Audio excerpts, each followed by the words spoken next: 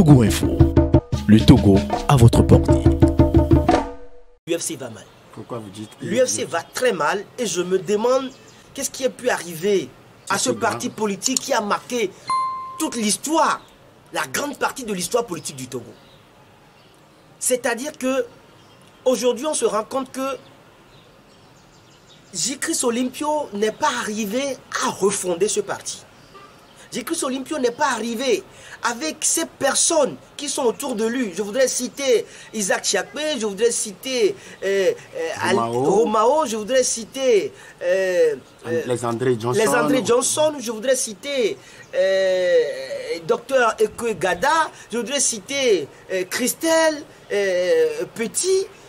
Ces personnes, sans vous mentir, je pense qu'ils ont l'étoffe nécessaire pour redresser ce parti, pour redonner à l'UFC sa gloire d'antan. Mais c'est des questions liées au poste, des questions liées à des privilèges qui se disputent avec une certaine méchanceté autour de J-Chris Olympio. Où est-il J-Chris Olympio? Pourquoi ne s'investit-il pas suffisamment dans la refondation, dans le recadrement de ce parti, dans la restructuration de ce parti? C'est très important. Vous savez, aujourd'hui, J-Chris Olympio fait partie des personnes les plus écoutées par le chef de l'État togolais, Faure Gnassingbé.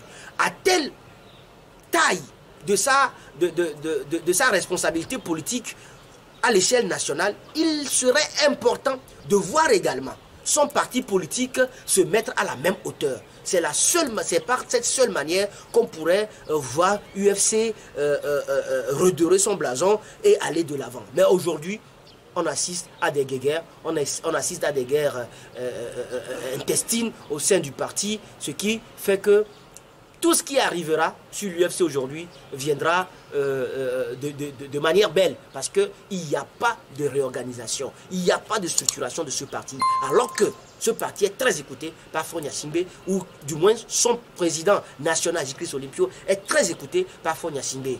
Et là, on se demande quel sera encore l'avenir de l'UFC.